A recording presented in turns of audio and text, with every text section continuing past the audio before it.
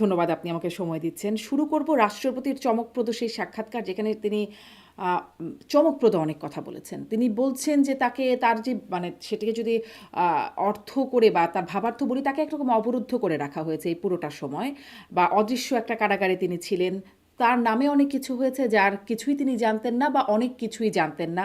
তার মত নেয়া হয় নাই বা অগ্রাহ্য করা হয়েছে। এই যে বিষয়গুলো উঠে এলো, আমি প্রথমে আসলে আপনার কাছে জানতে চাই তার পুরো সাক্ষাৎকারটা নিয়ে আমি কিছু কিছু বিষয় আপনার কাছে জানতে চাইবো, কিন্তু প্রথমেই জানতে চাই এই যে বিষয় ঘটে গেল এটি কি একটা আইনগতভাবে ব্যবস্থা নেবার মতো বিষয় কিনা বা শাস্তিযোগ্য ব্যবস্থাযোগ্য কোনো বিষয় কিনা রাষ্ট্রের এক নম্বর ব্যক্তিকে অবরুদ্ধ করে রাখা বা তার মত অগ্রাহ্য করা? ধন্যবাদ আপনাকে এবং যারা শুনছেন সকলকে আমার পক্ষ থেকে শুভেচ্ছা ও সালাম। দেখুন, আমি যখন রাষ্ট্রপতির একটা আদেশ জারি করা হলো, জুলাই সনদ সংবিধান সংশোধন 2025 আদেশ, তখন থেকে কিন্তু আমি বলছিলাম যে রাষ্ট্রপতির এই আদেশের জারির ক্ষমতা নাই, তবে উনি রাবার স্ট্যাম্প রাষ্ট্রপতি এবং ওনার হয়তো নিজস্ব কোনো ক্ষমতা এই সমস্ত ওনাকে দিয়ে করানো হচ্ছে। এটা কিন্তু আমি আরো 1 মাস আগে এই কথাগুলো বলেছি। তো আজকে কারণ আমার কাছে মনে হয়েছিল, কারণ এই ধরনের আদেশ তো রাষ্ট্রপতি স্বেচ্ছায় ওনার জারি করার কথা না, কারণ উনি তো বিচারক ছিলেন, ডিস্ট্রিক্ট জাজ ছিলেন এবং উনি তো জানেন আইন কানুন সম্পর্কে, তাই না? বিশেষ করে রাষ্ট্রপতির ক্ষমতা কি এটাও জানেন। তো ওই প্রসঙ্গে আমি বলেছিলাম। তো আজকে কালের কণ্ঠের সঙ্গে যে সাক্ষাৎকারটা আমি অনলাইনে দেখলাম, সেখান থেকে কিন্তু আমার কাছে যে বিষয়টা মনে হয়েছিল আগে সেটি বাস্তব হলো। সেটা হলো যে রাষ্ট্রপতি আসলে স্বাধীনভাবে কোনো কাজ করেননি। এক্ষেত্রে দুটো জিনিস হবে। একটি হলো, প্রথমত হলো রাষ্ট্রের সর্বোচ্চ পর্যায়ের যে পদ, যেটাকে কলঙ্কিত করা হয়েছে এবং যারা এবং এই তাকে যে অবরুদ্ধ করে রাখা, স্বাধীনভাবে কাজ করতে না দেওয়া, তার কাছ থেকে নামে বেনামে তার সবকিছু করা, যারা করেছেন তারা, নাম না বলি আমি বলবো, সে যত উপরের পদই থেকে থাকুক না কেন, প্রত্যেকটা লোকের কিন্তু রাষ্ট্রদ্রোহীর অভিযোগে তাদের বিরুদ্ধে ব্যবস্থার সুযোগ সৃষ্টি হবে ভবিষ্যতে, আজকে হোক আর কালকে হোক, এটা অবধারিত। কারণ হলে আপনি জানেন, একটা রাষ্ট্রের প্রধান যিনি, তার সঙ্গে যদি এই ধরনের মেকানিজম করা যায় তাহলে তো আর দেশ থাকে না। আপনি জানেন যে এই রাষ্ট্রপতিকে অপসারণের জন্য যখন বিভিন্নভাবে চক্রান্ত হয়েছিল এবং বিভিন্নভাবে আন্দোলন শুরু হয়েছিল, তখন কিন্তু বিএনপির মতো রাজনৈতিক দল সরাসরি বলেছিল যে রাষ্ট্রপতিকে পদত্যাগ করলে সেখানে সাংবিধানিক সংকট সৃষ্টি হবে, যেটা আমিও কিন্তু ওই ব্যাখ্যায় দিয়েছিলাম। এরপরে বিএনপি সেই ব্যাখ্যা দিয়েছে এবং সেটি থাকার কারণে পরবর্তীকালে যারা রাষ্ট্রে পরিচালনা করেছেন তারা তখন একটা টেকনিক বের করলেন যে কিভাবে রাষ্ট্রপতিও থাকবে, সাংবিধানিক পদ্ধতিও থাকবে, কিন্তু তার কাছ থেকে যে কোনো ভাবে হোক তারা যেটা চান সেগুলো করে নেওয়া। এখন কিন্তু একটা বড় ধরনের লিগ্যাল কনসিকুয়েন্স হবে এখানে, অন্য একটা।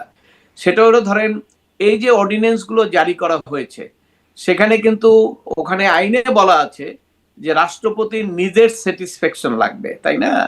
এই যে আন্তর্জাতিক অপরাধ ট্রাইব্যুনালের 2টা অ্যামেন্ডমেন্ট করেছেন, 24 সালে একটা, 25 সালে একটা। 24 সালে এই যে ডিসিপ্লিনারি ফোর্সের অ্যামেন্ডমেন্ট করে আজকে সেনাবাহিনীর এদেরকে যে বিচার করছেন, ওগুলো তো ওই সংশোধনী অর্ডিন্যান্সের বলেই হচ্ছে। তাহলে এখন এই অর্ডিন্যান্স যদি রাষ্ট্রপতি স্বেচ্ছায় নিজের স্যাটিসফ্যাকশনে যদি অর্ডিন্যান্স জারি করে না থাকেন, তাহলে কিন্তু একটা লিগ্যাল কনসিকুয়েন্স হবে। ওই অর্ডিন্যান্সের নিয়েই তখন একটা প্রশ্ন আসবে এবং চ্যালেঞ্জ হবে এবং সেগুলো নিয়ে একটা আইনি বিতর্কের মধ্যে জড়িয়ে পড়তে হবে। বিশেষ করে ওই অর্ডিন্যান্সের বেসিসে কিন্তু বিচার হচ্ছে, ওই অর্ডিন্যান্সের বেসিসে অনেক কর্মকাণ্ড হচ্ছে, ওই অর্ডিন্যান্সের বেসিসে অনেক আইনি প্রক্রিয়া চলছে। এই জায়গাগুলো কিন্তু একটা নতুন করে অনেকগুলো প্রশ্ন অ্যাডভোকেট মঞ্জিল মোর্শেদ, আপনার কথা থেকে অনেকগুলো প্রশ্ন আসছে। শেষেরটা দিয়ে শুরু করে আপনি বলছেন আইনি বিতর্ক 133টার মতো এরকম অর্ডিন্যান্স হয়েছে। তার মধ্যে আপনি বললেন আইসিটির যে সংশোধন বা ধরেন জুলাই যোদ্ধাদের দায়মুক্তি দেওয়ার অধ্যাদেশের মতো গুরুতর যে বিষয়গুলো আছে সবই আছে। মানে আপনি বলছেন আইনি বিতর্ক, এই বিতর্কটা তুলবে কে? মানে এটি তো একরকম স্পষ্ট হলো যে তিনি অবরুদ্ধ ছিলেন, তার কথায় স্পষ্ট হলো যে তার মতকে অগ্রাহ্য করা হয়েছে, বা আপনি যেটি বলছিলেন স্বাধীনভাবে মত দিতে তিনি পারেন নাই, সেই যে জায়গাগুলো স্পষ্ট হলো, তাহলে এই বিতর্কগুলো এখন তুলবে কে? বা আপনি যেই বলছেন আইনি কনসিকুয়েন্স আছে, কনসিকুয়েন্সটা কি হবে? দেখুন, বিতর্ক তুলবে কে এই প্রশ্ন তো আর করার দরকার হয় না, কারণ আপনি তো বিতর্ক তো আমরা এখানে করছি অলরেডি। একটু আগে আপনার আরেকটা চ্যানেলে আমি গিয়েছিলাম, সেখানে তো একই প্রশ্ন। এবং এটা আপনার দেখবেন যে কালকে সারাদিন ব্যাপী এবং আজকেও আলোচনা শুরু হয়ে গেছে এবং এই বিতর্ক চলছে, এটা কেউ তুলতে হয় না। আচ্ছা, তাহলে কি কতগুলো এই জিনিস আছে। অর্ডিন্যান্সগুলো বাতিল হয়ে যেতে পারে? না, তা আমি বলছি না, আমি বলছি যে বিতর্ক সৃষ্টি হয়েছে। এখন এই ক্ষেত্রে যে বিষয়টা আসবে সেটা কিন্তু এই সব অর্ডিন্যান্স যে এই যারা এখন প্লেস হবে, তো সব অর্ডিন্যান্সই যে অপ্রয়োজনীয় বা এই ধরনের বিতর্কের মধ্যে ব্যাপার তা না।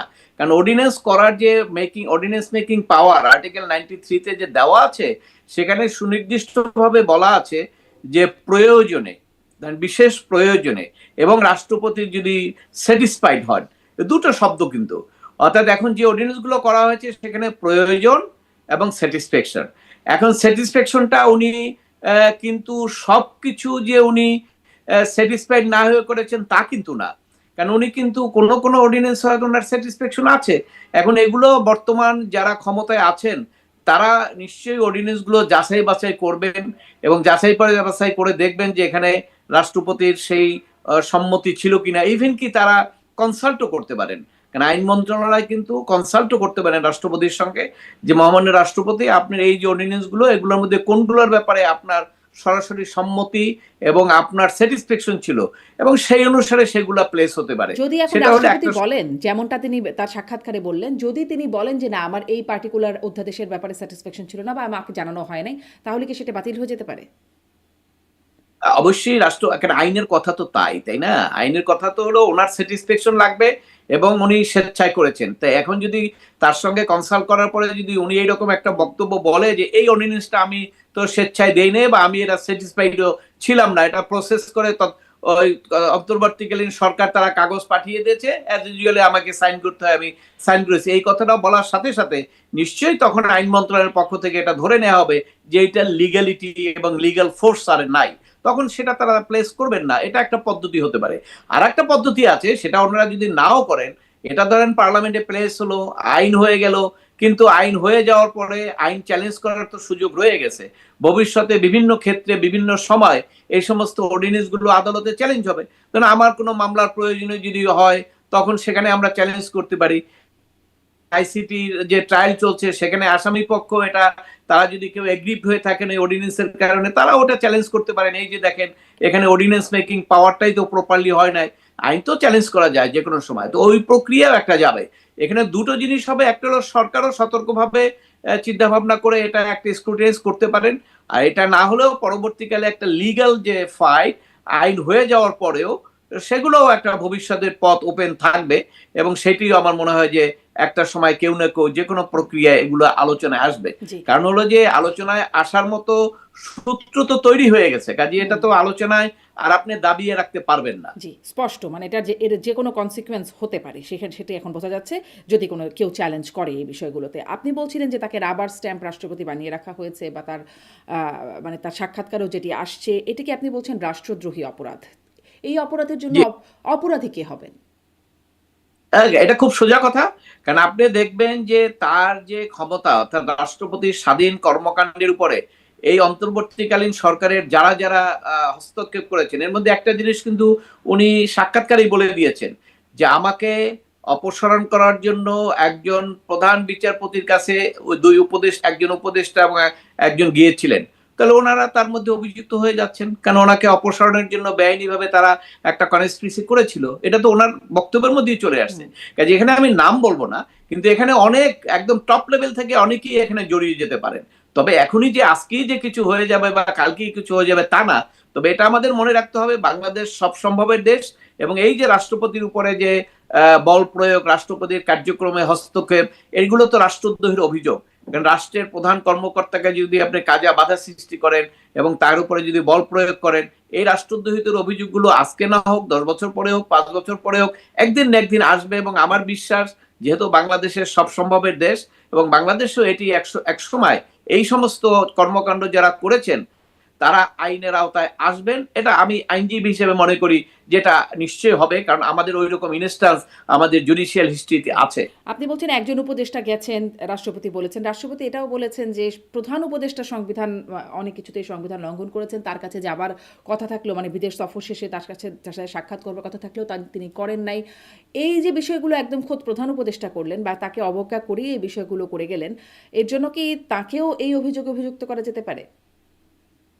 আমি তো আগেই বলেছি যে সে যেই হোক, আপনার কথা হলো যে রাষ্ট্রপতিকে রাষ্ট্রপতির কাজে বাধা দেওয়া, সেখানে আপনার ও যেই হোক, সে আর্মি চিফ হোক, সে উপদেষ্টা হোক, প্রধান উপদেষ্টা হোক, নাইলে আপনার একজন আইনজীবী হোক, যেই হোক না কেন, বা একজন সাংবাদিক হোক, এটা আমি বলছি যেই হোক, সেটা অবশ্যই তদন্ত সাপেক্ষে অভিযোগটা আসতে হবে, অভিযোগটা ফাউন্ডেড হইতে হবে, এবং সেটার প্রমাণ থাকতে হবে। এবং এই সমস্ত বিষয়গুলোর উপরে ভবিষ্যতে নিশ্চয়ই উনি যে সাক্ষাৎকারটা দিয়েছেন, এটা আরো হয়তো ইলাবোরেট সাক্ষাৎকার ভবিষ্যতে আসবে, তাই না?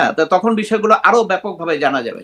তবে একবার এটা একটা নিশ্চিত আমি বলতে পারি, হ্যাঁ, এটা আমি একবার একটা নিশ্চিত বলতে সাক্ষাৎ পারি। হয়েছিল, সাক্ষাৎকার দিয়েছিলেন যেটা নিয়ে আপনার সাথে আমি এই অনুষ্ঠানে আগেও কথা বলেছিলাম যে প্রথম তার যে সাক্ষাৎকারটা মানব জমিনে আসলো, যেটা নিয়ে অনেক আলোচনা হলো, সমালোচনা, তারপরে তো তিনি একদম তাকে পদত্যাগে বাধ্য করা, অপসারণ করা, সেই চাপগুলো শুরু হলো যে সাবেক প্রধানমন্ত্রীর পদত্যাগপত্র তিনি পান নাই, এই যে বক্তব্যটা, তারপরে যত কিছু হলো হইচই।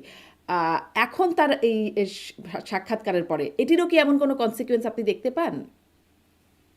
না, এখন ধরেন কনসিকুয়েন্স দেখতে পাওয়ার, উনি তো আগেই বলে দিয়েছে যে নির্বাচনের পরে আমি আর এই পদে থাকতে চাই না, এই সাক্ষাৎকার কিন্তু চলে আসে, তাই না? এটা আপনি যদি কোনো পদে থাকতে চান তখন আপনি কনসিকুয়েন্স চিন্তা করবেন।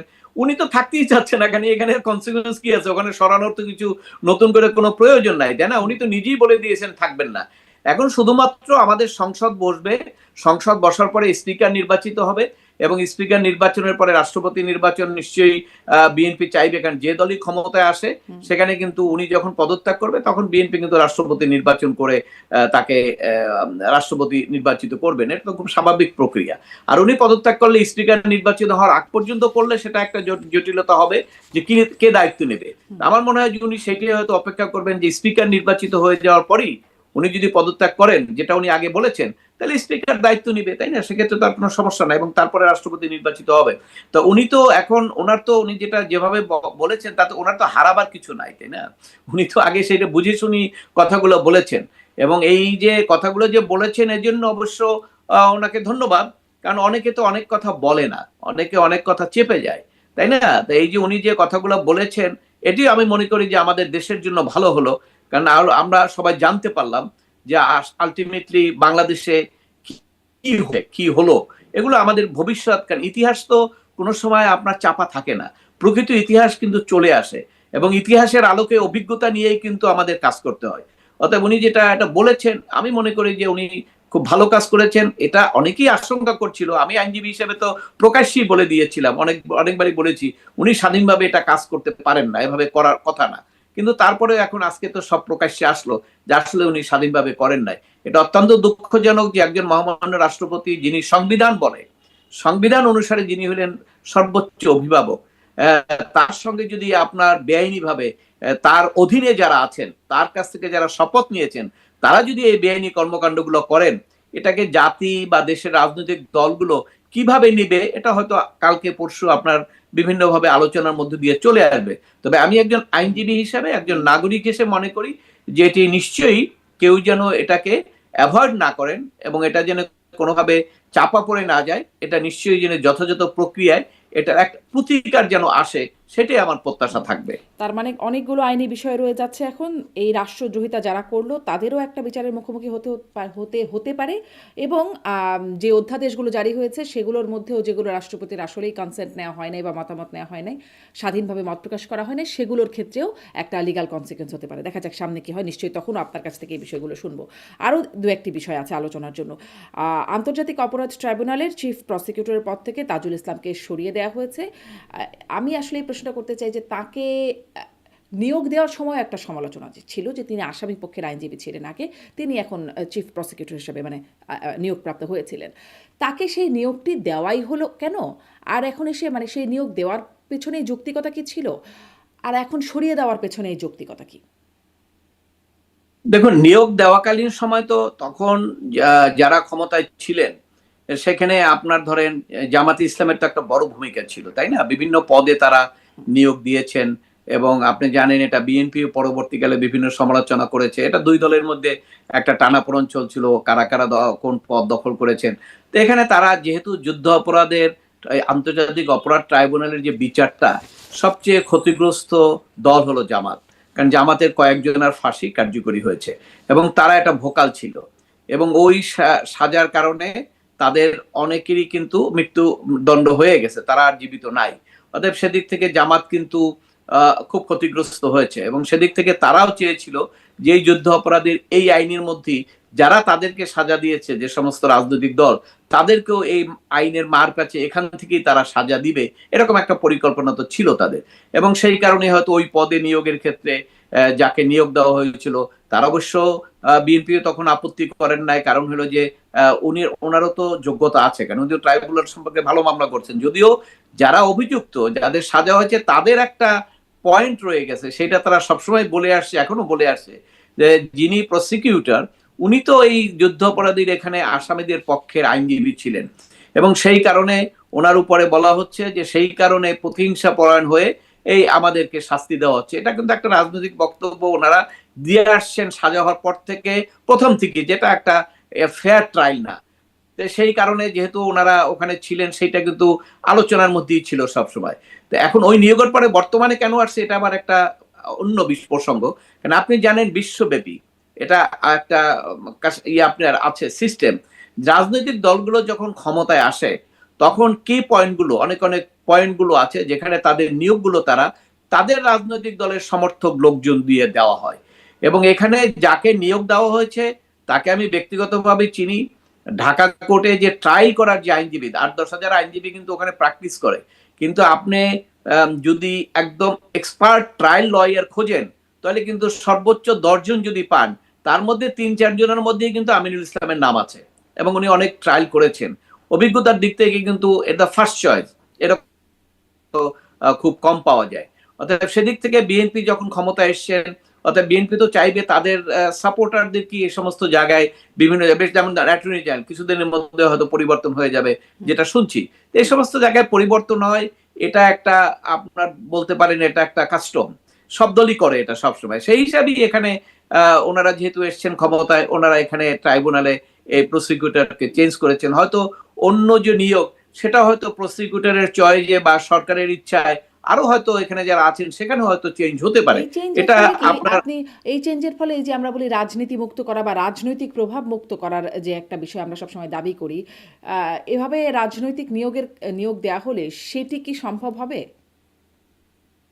না, কারণ হলো যে রাষ্ট্র যারা পরিচালনা করবে তাদেরকে তো আপনার রাষ্ট্র পরিচালনার দায়িত্ব যখন দিয়েছেন, তারা যদি তাদের লোক দিয়ে পরিচালনা না করে তাহলে তো তাকে আপনি দায়িত্ব বলতে পারবেন না যে তুমি ব্যর্থ হয়েছো কি সফল হয়েছো, তাই না? সে তো আমি করি নাই। অতএব এটা একটা বিশ্বের সমস্ত দেশেই আছে জি। এবং বাংলাদেশের আগের সময়গুলোও আপনি দেখবেন যে সবসময় এটি হয়ে আসে। যেমন অ্যাটর্নি জেনারেল যে সরকার যখন আসে তখন এটা চেঞ্জ হয়ে যায়। এটাও তো এই যুদ্ধাপরাধীর বিচারের আন্তর্জাতিক অপরাধ ট্রাইব্যুনালেও আওয়ামী লীগ যখন ছিল তাদের ইচ্ছা মতো তখন তারা প্রসিকিউটর নিয়োগ করেছে, তাই না? আবার চেঞ্জ হওয়ার পরে এটা বিএনপি আসছে, তারাই করবে। এটা খুব একটা ব্যতিক্রম কিছু না, এটাই স্বাভাবিক আপনি এবং এইটাই হয়ে জি, থাকে। বলছিলেন স্বাভাবিক। এবং আপনি যেটি বললেন যে দক্ষ এবং যোগ্য ব্যক্তি যাকে নিয়োগ করা হয়েছে, ফলে এটি একটা আশার ব্যাপার যে যোগ্য ব্যক্তিকে নিয়োগ করা হয়েছে।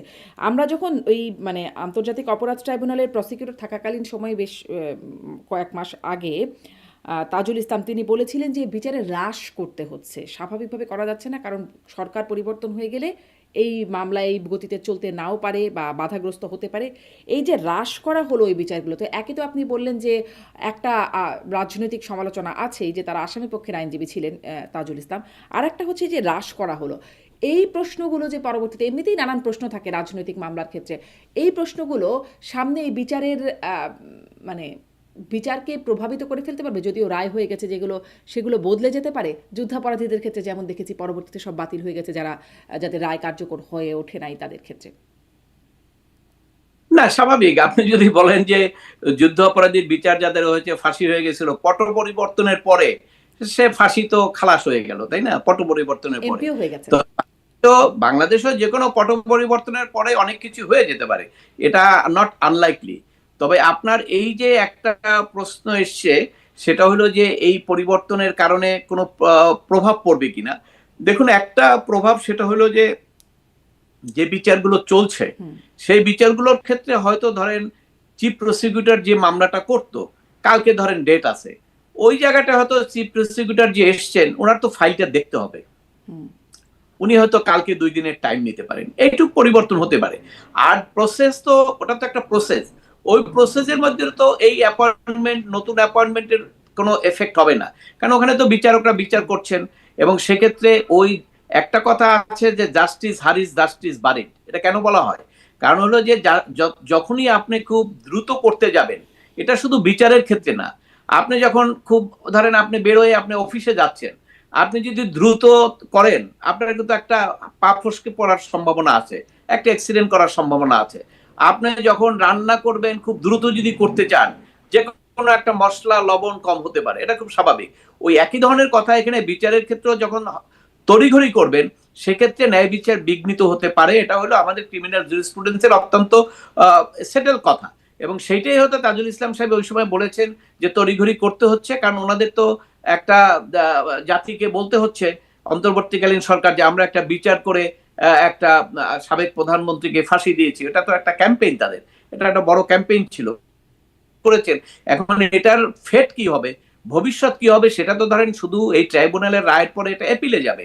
এপিলে যাওয়ার পরে ওখানে অনেক কিন্তু ওই যে অর্ডিন্যান্সের কথা বললাম, তারপরে এখানে জাস্টিস হারিট জাস্টিস বারিট হবে কিনা, তারপরে এখানে বিচার প্রক্রিয়ার মধ্যে আরো অনেক আইনগত ব্যাখ্যা আছে, সেটা তো আইনজীবী যারা নিয়োজিত হবেন তারা নিশ্চয়ই সেখানে দেখবেন, কারণ বিচার করার এই যে ক্ষমতাটা এই আইনজীবী যারা নিয়োজিত হবেন তারা অনেক কিছু দেখবেন। একটি এই দেখার মতো একটি বিষয়ে প্রশ্ন তুলেছেন আন্তর্জাতিক খ্যাতিসম্পন্ন সাংবাদিক ডেভিড বার্গম্যান, যিনি আমাদের বিচার বিভাগ বা বিশেষ করে যুদ্ধাপরাধের ট্রাইব্যুনাল, আন্তর্জাতিক অপরাধ ট্রাইব্যুনাল নিয়ে তিনি অনেক কাজ করেন, তার বিশ্লেষণ আছে।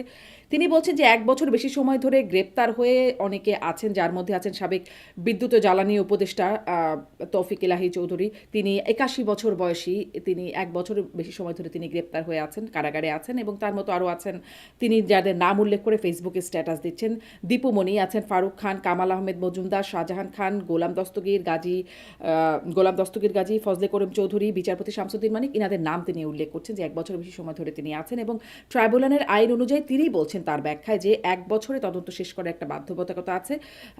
যদি না হয় তাহলে বিশেষ পরিস্থিতি ব্যতিরেকে আসামিদের জামিন দিতে পারে ট্রাইব্যুনাল, আইনের ধারাটাও তিনি উল্লেখ করছেন। এই বিশেষ পরিস্থিতি কি, সেটি কোনো রকম বিশেষ পরিস্থিতি ব্যাখ্যা করা হয়নি, কিন্তু ইনারা জামিন পান নাই। 1 বছরের বেশি সময় ধরে এনারা অপরাধের তদন্ত শেষ না হলেও তারা আটক আছেন। এই যে আইনজীবীর পরিবর্তন হলো বা প্রসিকিউশনের চিফ প্রসিকিউটর বা টিমের যে পরিবর্তন হচ্ছে, তাতে আসলে এই বিষয়গুলোর কোনো সুরাহা হবে কিনা? দেখুন, একটা প্রভাব আছে, নাই যে তা না। প্রথমত হলো যে জামিন দেওয়ার বিষয়টা তো বিচারক ঠিক করবেন, তাই না? আর এখানে বিচারক ঠিক করার ক্ষেত্রে দুটো জিনিস, একটা হলো আসামি পক্ষ জামিনটা কত স্ট্রংলি চাচ্ছে, আর প্রসিকিউশনের পক্ষ থেকে কত স্ট্রংলি অপোজ করা হচ্ছে। তো সেই ক্ষেত্রে কিছুটা এফেক্ট হয়। যদি প্রসিকিউশনের পক্ষ থেকে জামিনের ক্ষেত্রে একটু নরম সুর বা নরম মনোভাব দেখানো হয়, সেক্ষেত্রে বিচারকরা অনেক ক্ষেত্রে জামিন দিতে স্বাচ্ছন্দ্য বোধ করেন। আর যদি খুব ভেহেমেন্টলি অপোজ করেন, সেক্ষেত্রে অনেক ক্ষেত্রে বিচারকরা সেইটাকেই গুরুত্ব দেন। কারণ আমরা অনেক সময় দেখেছি যে এই জামিনের ক্ষেত্রে বিচারকরা এইভাবে আপনার সিদ্ধান্ত নেন। এখন আন্তর্জাতিক অপরাধ ট্রাইব্যুনালের ক্ষেত্রে নতুন প্রসিকিউটর আসার পরে প্রসিকিউশনের পক্ষে জামিনের আবেদন বা এই যে বিষয়গুলো এসছে, সেগুলোর কি হবে ভবিষ্যৎ, এটা আসলে অ্যাডভান্স বলা যায় না। তবে এটা সঙ্গে সরকারের একটা সিদ্ধান্তের ব্যাপার ওতপ্রোতভাবে জড়িত। কারণ প্রসিকিউটর তো অবশ্যই সে কোর্ট অফিসার, কোর্টকে সে সহযোগিতা করবেন, আইনের ব্যাখ্যাটা সঠিকভাবে দিবেন। কিন্তু যেহেতু সরকারের একটা সিদ্ধান্তের ব্যাপার থাকে, অল প্রসিকিউটর এবং অ্যাটর্নি জেনারেল অফিস বা ডিস্ট্রিক্ট কোর্টের যারা পাবলিক প্রসিকিউটর থাকে, পিপি, সবারই উপরে সরকারের একটা নির্দেশনা থাকে। অনেক অনেক আসামিকে দেখবেন সরকার খুব সিরিয়াস, অর্থাৎ সেক্ষেত্রে তার সরকারি লয়ারকে নির্দেশনা দেওয়া হয় এমন ভাবে কাজ করবে যাতে কোনোভাবেই বেরোতে না পারে, যাতে রিমান্ড হয়। আবার অনেক অনেক ক্ষেত্রে তারা একটু রিলাক্টেন্ট থাকে যে ঠিক আছে এটা হইলেও তেমন কিছু নাই। তো সেই রকম ব্যবস্থা বা সেই রকম প্রক্রিয়া কি হবে না ভবিষ্যতে, সেটা অবশ্য অ্যাডভান্স বলা যায় না। এটা যখন হবে তখনই হয়তো আমরা দেখতে পাবো বা কমেন্ট করতে পারবো। আচ্ছা, তার মানে আসলে সরকারের মনোভাবের উপরে অনেকটাই নির্ভরশীল যে জামিন হবে কি হবে না, বা বিচারও কোন দিকে যাবে হয়তো সামনে আপনি বলছেন দেখতে পাবেন। একটা বিষয় আমরা দেখলাম যে স্বরাষ্ট্রমন্ত্রী বললেন যে 1006টি মামলা প্রত্যাহারের অনুমোদন দিয়েছে, সেটি ওই ফ্যাসিস্ট সরকারের আমলে তিনি যেটি বলছেন 17 বছর ধরে বিরোধী দলের নেতাকর্মীদের বিরুদ্ধে দায়ের করা যে মামলাগুলো তার মধ্যে 1006টি মামলা প্রত্যাহারের অনুমোদন দেওয়া হয়েছে। এক সপ্তাহ হয় নাই সরকার গঠনের, এই এত দ্রুত এতগুলো মামলা সেটি হয়রানিমূলক মামলা হিসেবে চিহ্নিত হয়ে গেল এবং সেগুলো বাতিলের জন্য বলা হলো, প্রত্যাহারের অনুমোদন দেওয়া হলো। এটি আসলে কিভাবে দেখছেন আপনি? দেখুন, রাজনৈতিক মামলা তো এটা হয়রানিমূলক, এটা খুব স্বাভাবিক, এটা বলে আসা হয়েছে এবং 15-16 বছরে তো অনেক মামলা হয়েছে। এর আগে কিন্তু অন্তর্বর্তীকালীন সরকারও সম্ভবত আমার যতটুকু মনে পড়ে 12 হবে মামলা হয়তো প্রত্যাহার করেছিল এবং এই পরবর্তী এইগুলোর ব্যাপারে হয়তো কিছুটা ইনভলভমেন্ট বা অফেন্সের ক্যারেক্টার দেখে হয়তো তারা করেন নাই, কিন্তু বিএনপি সরকার ক্ষমতায় আসার পরে তারা হয়তো দেখেছেন এটা পুরোপুরি রাজনৈতিক, এই কারণে তারা করেছেন।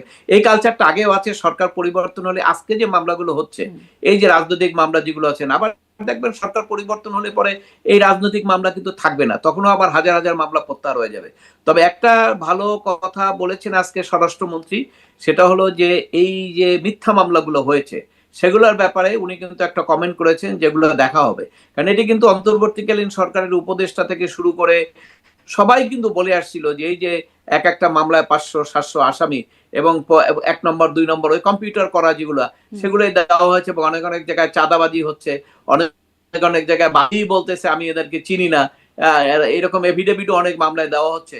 কিন্তু যে কোনো প্রক্রিয়ার কারণে হোক, তারা কিন্তু ওই নাম থাকার কারণে, এর মধ্যে যে আপনি অপরাধের বিষয় পারে 10 জন 20 জন 50 জন 100 জন, কিন্তু হাজার হাজার লক্ষ লক্ষ মানুষ তো জেলখানায় আছে, তাই না? তো এইগুলো তো আপনার ন্যায় বিচারের পরিপন্থী। অতএব সেই জায়গাটায় আমার মনে হয় সরকার যদি এই মামলাগুলো তড়িৎ ভিত্তিতে যদি এইভাবে একটা কমিশন করে বা যে কোনো প্রক্রিয়ায় যে এই নিরপরাধ মানুষগুলোকে এই মামলা থেকে কিভাবে অব্যাহতি দেওয়া যায় বা কিভাবে জামিন প্রক্রিয়ায় বেরোতে পারে, সেই ব্যাপারে যদি সরকার একটু অগ্রণী ভূমিকা পালন করে, তাহলে হয়তো এদের মানবাধিকার আরো নিশ্চিত করা সম্ভব হবে। জি। ব্যবস্থা আপনি বলছেন স্বরাষ্ট্রমন্ত্রী যেটি বলছেন নিশ্চয়ই আশার ব্যাপার। কিন্তু আমরা গত সরকারের মানে অন্তর্বর্তী সরকারের সময় আইন উপদেষ্টাকে বলতে শুনেছি বারবার যে মামলা ভিকটিম বা যিনি শিকার তিনি যদি মামলা করেন তাহলে সেটি তার ব্যাপার, সেটি নিয়ে আসলে সরকার কিছু করতে পারে না। যদিও আপনি যেটি বলছিলেন যে তাদের আমলেই অনেক মামলা, এমনকি ডক্টর ইউনূস থেকে শুরু করে প্রধান উপদেষ্টা থেকে শুরু করে অনেকের মামলা প্রত্যাহার হয়েছে। এখন আমরা দেখলাম সরকার ক্ষমতা নেওয়ার সাথে সাথে 1 সপ্তাহ যেতে না যেতেই 1006টি মামলা প্রত্যাহার করা হলো। তার মানে ওই বক্তব্যটা আসলে কি মানে ওই বক্তব্যটার কি ভিত্তি আছে যে ভুক্তভোগী মামলা দিয়েছে সরকারের কিছু করার নাই? না, দেখুন, যেহেতু একটা চাপ আছে এবং সবাই বিশেষ করে সংশ্লিষ্ট আইনজীবী থেকে করে সামাজিক যোগাযোগ মাধ্যম, আপনাদের মিডিয়া, সব জায়গায় এই জিনিসগুলা খুব স্পষ্টভাবে চলে এসছে যে মিথ্যা মামলায় আটক, তখন তাদের একটা মানে ডিফেন্সের জন্য যে তারা যে ভালো লোক সেটা দেখানোর জন্য তারা বলেছে যে হ্যাঁ মামলা তো মিথ্যা হয়েছে কিন্তু বাদী করছে, আমরা কি করব। কিন্তু বাদী করলেও সেখানে তাদের করার ছিল, এবং তাদের যে করার ছিল না তা না, সেটা তারা করতে পারতেন, কিন্তু তারা তো সেটা এনজয় করেছে। এবং আপনি জানেন যে এই তাদের ওই বক্তব্যটা, আইন উপদেষ্টার বক্তব্যটা সঠিক না এই কারণে, কারণ আপনি জানেন যে যখন একজন ইয়েতে গাজীপুরে সম্ভবত একজনকে গ্রেপ্তার করা হলো এবং উনি কিন্তু সেইটা কমেন্ট করলেন ফেসবুকে যে সে ন্যায় বিচার পাবে শীঘ্রই, এবং সাথে সাথে তাকে হলো, কিন্তু সেখানে কিন্তু চাঁদাবাজির একটা মামলা ছিল, তাই না? তো এইরকম সেখানে কিন্তু ওনাদের কমেন্টের পরে সাথে সাথে ওই বাতাস তো বোঝা যায় যে সরকার কি চায়, তখন বিচারকরাও ওই তাড়াতাড়ি বসে তাড়াতাড়ি জামিন দিয়ে কোনো চেক অ্যান্ড ব্যালেন্স করেন, কারণ এখানে আপনার ওই যে মব ভায়োলেন্সের একটা সূত্র তো থাকেই। কারণ আপনি যদি সাথে সাথে জামিন না দেন তাহলে ওখানে কোর্টেই তো থ্রেট দেওয়া হচ্ছে, জ্বালিয়ে দেবে, পুড়িয়ে দেবে, এবং এগুলো তো দিচ্ছে, তারা দিয়েছে আগে, তাই না? তো সেই কারণে ওই সমস্ত ভয়ভীতির কারণে ওই জিনিসগুলো হয়েছে। কিন্তু তারা যে বলেছেন যে তাদের কিছু করার ছিল না, এটা ঠিক না, কারণ তারা তো একটা কমিশন গঠন করতে পারতেন এবং তারা কিন্তু প্রত্যেকটা ক্ষেত্রেই এই মামলাগুলো বিশ্লেষণ করতে পারতেন। স্বরাষ্ট্র মন্ত্রণালয় বসে বিশ্লেষণ করলে এটাও এফআইআর দেখলেই বোঝা যায় যে আসলে কারা এখানে দোষী কারা দোষী না, তাই না? সেই রকম সুযোগ ছিল, কিন্তু তারা কিন্তু সেটা করেন নাই, বরঞ্চ তারা রেজাল্ট এনজয় করেছেন। অর্থাৎ তাদের বিপক্ষে যারা যে সরকারকে তারা অপসারণ করেছেন তাদেরকে তারা অ্যানিমি মনে করেছেন এবং তাদের সাপোর্টার করেছেন, এবং সেই কারণে তারা যদি জেলখানায় থাকে, বন্দি থাকে, তাদের মানবাধিকার লঙ্ঘন হয়, সেটা তারা এনজয় করেছেন এবং সেই কারণেই তারা কিছু করেন নাই। এবং তারা বরঞ্চ এইভাবেও একটা প্রত্যক্ষ পরোক্ষভাবে এমন একটা সিস্টেম প্রচলিত করা হয়েছিল যে বিচারকরা 5ই আগস্টের মামলা শুনবেন না। এটা হাইকোর্টে আমি আগেও বলেছি, আমি নিজেই এক মামলায় গিয়েছিলাম, 5ই আগস্টের গণনা আমি শুনবো না। কিন্তু এই কথাগুলো কিন্তু এমনিতে আসে নাই, এটা উপর লেভেল থেকে মেসেজ ছিল এবং সেই মেসেজ থাকার কারণেই কিন্তু হয়েছিল। কারণ উনি যদি শুনলেই জামিন দিতে হতো, এবং জামিন দিলে ওনার উপরে যে আবার পরের দিন আক্রমণ হতো না, এটি তো নিশ্চিত করে কেউ বলতে পারে না। এই জন্যই ওনারা অ্যাভয়েড করেছেন। ওই ক্ষেত্রে আমি বিচারকদেরও দোষ দেই না, কারণ তারাও তো একটা আনঅ্যাভয়েডেবল সার্কামস্টেন্সের মধ্যে ছিল। এই যে মব ভায়োলেন্স তৈরি করে টোটাল বিচার বিভাগকে যে আপনি ভয়ভীতির মধ্যে ঢুকিয়ে দিয়েছেন, যার কারণে কিন্তু তারা স্বাধীনভাবে এখনো বিচার করতে পারছে না। যদিও সরকার পরিবর্তন হওয়ার পরে এখন কি হয়, সরকার এই মব ভায়োলেন্সের ব্যাপারে কি পদক্ষেপ নেন, একটা মব হলে পরে ইমিডিয়েটলি এগুলো দেখার পরে হয়তো ওই অন্তরে যে ভয়গুলো আছে সেগুলো হয়তো কিছুটা দূর হতে পারে। অনেক ধন্যবাদ। আর একটা বিষয়ে রাষ্ট্রপতির আলোচনাতে একটা বিষয় মিস হয়ে গেল, এটা একটু মানে বলছিলাম যে কথা বলবো। রাষ্ট্রপতি তার সাক্ষাৎকারে এক জায়গায় বলছেন যে ওই যে রাষ্ট্রপতিকে অপসারণের আন্দোলনের প্রসঙ্গে কালের কণ্ঠ থেকে প্রশ্ন করা হলো যে কে বা কাদের নেতৃত্বে ওই আন্দোলন হয়েছিল, কেনই বা আপনার প্রতি আক্রোশ ছিল তাদের। রাষ্ট্রপতি বলছেন 22 অক্টোবর 2024 বঙ্গভবন ঘেরাও হলো, অমুকের দল তমুকের দল, মঞ্চ, ঐক্য, কত কি, রাতারাতি সৃষ্টি, এগুলো একই টাইপের লোকজন, সব বিভিন্ন ফোরামে বিভিন্ন নামে। কোথায় তারা এত টাকা পেল? এই যে খোদ রাষ্ট্রের 1 নম্বর ব্যক্তি এরকম প্রশ্ন করছেন, এই প্রশ্নগুলোর মানে এর উত্তর কি খোঁজা হবে? মানে এই প্রশ্নগুলোর নিশ্চয়ই একটা ভ্যালিডিটি আছে। 1 নম্বর ব্যক্তি এই প্রশ্নটা করছেন, মানে এটিরও কি কোনো একটা আইনগত জায়গায় যাওয়া পৌঁছানো সম্ভব কিনা বা হবে কিনা? না, যে বললাম আপনাকে, যদি কোনো সরকার না করুক, ভবিষ্যতের যে কোনো সরকারও করতে পারে, সেই সুযোগ থাকবে। এবং সেই প্রশ্ন যদি আসে, তাহলে সেক্ষেত্রে যারা এই আন্দোলন করেছেন, অপসারণ করার চেষ্টা করেছেন, একটা হলো রাজনৈতিক মতাদর্শের কারণে পদত্যাগ চাই, সেটা ভিন্ন কথা। এটা কিন্তু আপনার এটাকে বেআইনি বলা হয় না। রাজনৈতিক মতাদর্শ রাজনৈতিক দলগুলো বলতেই পারে সরকারের পদত্যাগ চাই। কিন্তু যখন আপনি জোর করবেন একজন সাংবিধানিক পদকে অপসারণের জন্য, আপনি যদি বেআইনি প্রক্রিয়ায় সমবেত হন এবং সেখানে তাকে যেভাবে আপনার যে শব্দগুলো ব্যবহার করা হয়েছে বা যেভাবে প্রেসার ক্রিয়েট করেছেন, এমন একটা সিচুয়েশন করা হয়েছিল যাতে সে পদত্যাগ করতে বাধ্য হয়, তাকে মানসিক চাপ দেওয়া হয়েছিল, ওই বিষয়গুলো কিন্তু আপনার যখন তদন্ত হবে তখন ওই বিষয়গুলো আসবে। কারা করেছে তখন নিশ্চয়ই সেখানে সবগুলো জিনিস আসবে। তবে ওই সময় কিন্তু বিএনপির পক্ষ থেকে কিন্তু তারা স্পষ্ট বলেছেন যে এটি অসাংবিধানিক হবে, কারণ সাংবিধানিক শূন্যতা সৃষ্টি করা ঠিক হবে না। এবং তারা যথার্থই বলেছিলেন, কারণ এই সাংবিধানিক শূন্যতা হলে তখন এইটি নিয়ে কিন্তু ভবিষ্যৎ এই যে আজকে নির্বাচন থেকে বলেন সবকিছুই কিন্তু মধ্যে পড়ে যেত। এবং কেউ কেউ চেয়েছিল ওই রকম একটা সুযোগে রাষ্ট্রপতি হয়ে যেতে চেয়েছিলেন, এটা তো আমরা পত্রপত্রিকায় দেখেছি, তাই না? এইরকম সংবাদও আমরা শুনেছি যে ওই পদেও কেউ কেউ যেতে চায়, অতএব কারো মনোবাসনা ছিল এবং সেই জন্যই তো অনেকে চেষ্টাও করেছিল। যাই হোক, সেটা আলটিমেটলি যেহেতু হয় নাই, এখন প্রশ্নটা এসছে। অতএব একটা অন্যায় কাজ যদি হয়, বেআইনি হয়, সেটা রাষ্ট্রের পক্ষ থেকে সেটা অ্যাড্রেস করা উচিত। যদি অ্যাড্রেস না করে, তাহলে বেআইনি কাজ, অন্যায় কাজ ভবিষ্যতে আরো রিপিটেড হবে। জি, ওই যে বিএনপি তখন আসলে এটাকে এই চক্রান্ত রুখে দিয়েছে বা প্রতিবাদ করেছে, তাদেরকে সমর্থন দেয় নাই, এবং তারপরে রাষ্ট্রপতি বললেন যে 3 বাহিনীর প্রধান তারাও বেশ শক্তভাবে তাকে সমর্থন দিয়েছেন। এখন আর একটা জায়গায় এই 3 মানে বাহিনীগুলোতেও বেশ রদবদল হচ্ছে। আমি সেনাবাহিনীর কথা একটু আলোচনা প্রথমে আনি, যে ডিজিএফআই এর প্রধান থেকে শুরু করে বেশ কিছু পদে রদবদল হলো। এটি আসলে আপনি নিজেও একজন সাবেক সেনা কর্মকর্তা, আপনি আসলে এই রদবদলকেও কীভাবে দেখছেন? এটিও কি ওরকমই যে বিচার বিভাগে আপনি যেমন বলছিলেন সরকার বদলের সাথে সাথে কিছু রদবদল, এই রদবদলগুলোকেও কি সেভাবেই ব্যাখ্যা করবেন, নাকি এর ভিন্ন মাত্রা আছে? না, আমি সাবেক সেনা কর্মকর্তা না, আমি সাবেক সেনা কর্মকর্তা না, কখনো সেনাবাহিনীতে ছিলাম না। তাই? আচ্ছা, ভুল। এটা হলো আপনার, এটা এটা একটা regular work, regular routine work. কারণ হলো আপনি জানেন সরকার পরিবর্তন হওয়ার পরে সরকারের তো পলিসি আছে না, সরকারের পলিসিগুলো কার্যকরী করার জন্য সরকার তার সিলেক্টিভ লোকই তো অ্যাপয়েন্ট করবে। এদের সচিব 3 জন আজকে বদলি হয়ে গেল, তাই না?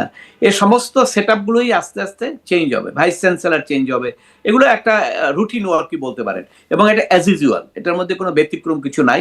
এটা যখন সরকার পরিবর্তন হয় সেই সরকার এসে করে। ইভেন কি আমরা তত্ত্বাবধায়ক সরকার যখন এসেছিল তাদেরকেও আমরা দেখেছি যে এই সমস্ত পরিবর্তনগুলো তারা করেছে। কারণ যারা সিটে থাকবে, যারা রাষ্ট্র পরিচালনা করবে, হুম, তাদের চয়েস অনুসারে, তাদের সেট আপ অনুসারে তো তারা কাজটা করবে, অন্যের সেট আপে তো আর তারা কাজ করবে না।